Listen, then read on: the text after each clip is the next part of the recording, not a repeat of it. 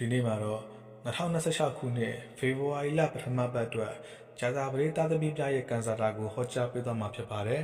။ဂျာသာပရိသတ်သမီးများအတွက်ဒီတစ်ပတ်ဟာကံပွင့်လန်းပြီးအခွင့်အရေးကောင်းများရရှိမဲ့ကာလဖြစ်ပါတယ်။မိမိရဲ့အသိပညာအတတ်ပညာတွေကိုအသုံးချပြီးနာမည်ရမယ့်အချိန်လည်းဖြစ်ပါတယ်။စီးပွားရေးနဲ့အလုပ်အကိုင်တွေနဲ့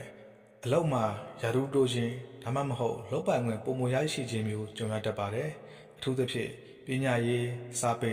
ဘာသာရေးနဲ့ဆိုင်တဲ့လုပ်ငန်းများမှာအလွန်အောင်မြင်ပါလိမ့်မယ်။အဝေးကနေတရင်ကောင်းကြရခြင်းဒါမှမဟုတ်နိုင်ငံခြားနဲ့ဆက်သွယ်သောအလုပ်များအဆင်ပြေရှုံးပွေပါလိမ့်မယ်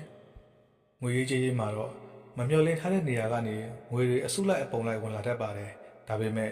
အလုပ်တန်းနဲ့ပတ်သက်ပြီးငွေအမြောက်များသုံးစွဲရတတ်ပါတယ်။လူမှုရေးအနေနဲ့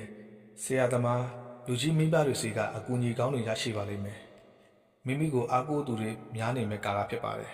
။အခြေအေးမှာတော့အေးအေးချမ်းချမ်းရှိနေပါလိမ့်မယ်။ရှိသူများအနာဂတ်အတွက်တိုင်ပင်ဆွေးနွေးမှုများအောင်မြင်ပါလိမ့်မယ်။အိမ်ဆောင်တွေများအနေနဲ့အိမ်ထောင်ဘက်ရဲ့အကူအညီပံ့ပိုးမှုကြောင့်အောင်မြင်မှုတွေရရှိပါလိမ့်မယ်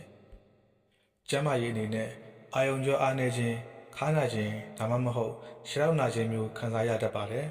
။အထူးသတိထားရမယ့်အချက်ကတော့အရာရာကိုအမှန်တိုင်းပြောဆိုတတ်တာကြောင့်တခါတလေသူတစ်ပါးရဲ့အညှို့တိတ်ထားခြင်းကိုခံရတတ်ပါတယ်။ဒါကြောင့်စကားပြောရင်သတိထားပြောဆိုဖို့လိုအပ်ပါလိမ့်မယ်။အကျိုးပေးကဏ္ဍကတော့9 1 ခွန်ဖြစ်ပါတယ်